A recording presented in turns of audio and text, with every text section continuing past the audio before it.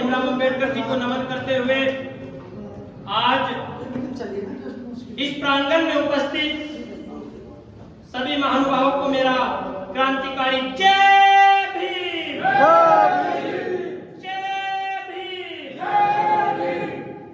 सम्मानित साथियों,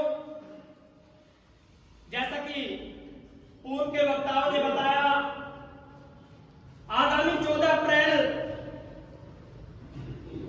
को किस प्रकार से हम सभी को एकजुट होकर मनाना है, किसके नेतृत्व में बनाना है, क्या तैयारी करनी है, क्या रूपरेखा उसकी होगी, उन सभी की तैयारियों के लिए आज यहां पर कंकरखेड़े का पूरा समाज यहां पर एकत्रित है। सभी मोहल्ले के यहां पर प्रतिनिधि बैठे हैं। मैं तो एक बात कहना चाहूंगा, चूंकि हम बाबा साहब डॉक्टर भीमराव अंबेडकर के अनुयायी हैं, हम गुरु रविदास जी महाराज को मानने वाले लोग हैं, हम समतावादी लोग हैं और हमारी लड़ाई केवल विचारधारा की लड़ाई है।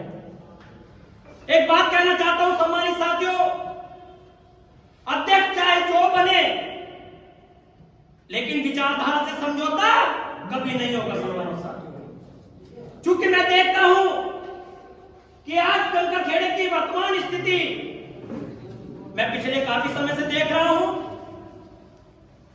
जब 14 अप्रैल निकट आता है तो हम लोगों को बाबा साहब डॉक्टर भीमराव अंबेडकर याद आते हैं।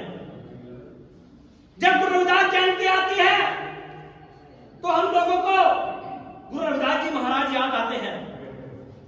मैं पूछना चाहता हूं अपने समाज से, क्या केवल बाबा साहब डॉक्टर भीमराव अंबेडकर को एक दिन याद करने से हम बाबा साहब की विचारधारा को आगे बढ़ाने का काम कर सकते हैं?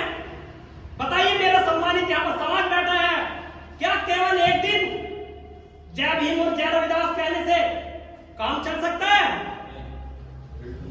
सम्मानित साथियों, मैं तो कहना चाहता हूं इस मंच की जानिब से, जो भी व्यक्ति अध्यक्ष बने वो सबसे पहले प्रण ले कि आज के बाद से ही मैं अपने बहुजन महापुरुषों की विचारधारा को स्वयं तो मानूंगा ही, साथ ही साथ जब इस पूरे समाज ने मुझे अध्यक्ष बना दिया तो इस पूरे समाज को जिम्मेदारी मेरी बनती है, उस अध्यक्ष की बनती है कि बाबा साहब डॉक्टर भीमराव अंबेडकर की विचारधारा को आगे बढ़ाने का काम करे और जन जन तक बाबा साहब की विचारधारा को बढ़ाने का काम करे।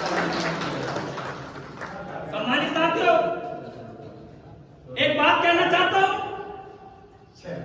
मैंने पिछले काफी समय से देखा, अभी पूर्व के वक्ताओं ने भी बताया, राहुल भाई ने भी बताया, एक गुटबाजी का संदेश राहुल भाई ने बताया।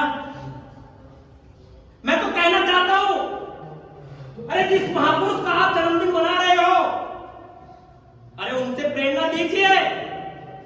भारत का आपको सुंदर संविधान दिया तो केवल हमारी जाति के लिए नहीं दिया, समस्त मानव जाति का उत्थान करने के लिए बाबा साहब डॉक्टर भीमराव अंबेडकर ने संविधान दिया।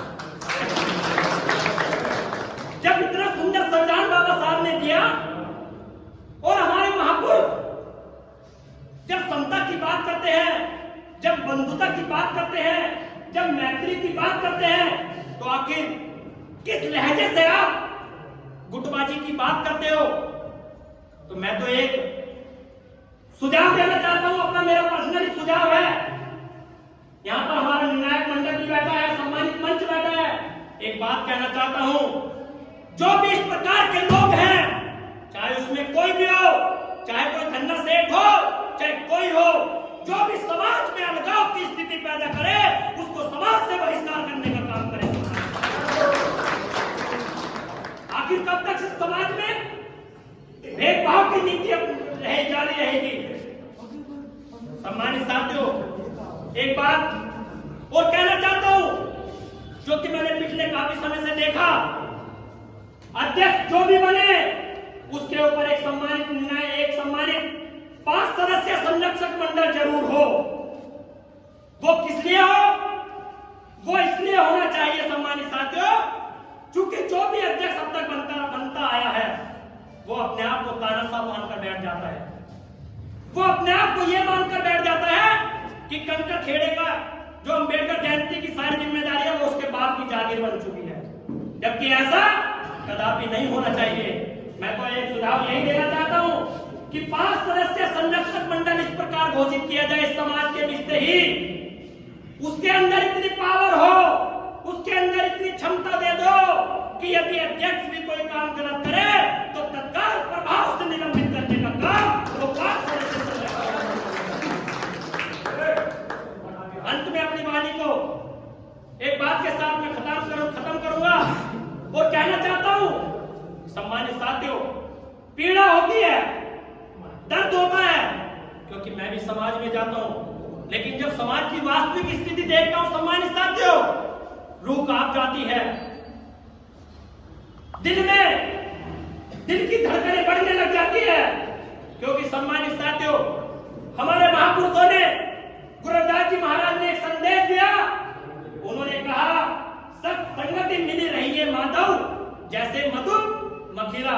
अर्थात मेरे साथियों, जब आपके समस्त महापुरुषों ने, चाहे तथागत बुद्ध की विचारधारा हो, चाहे गुरु रविदास जी महाराज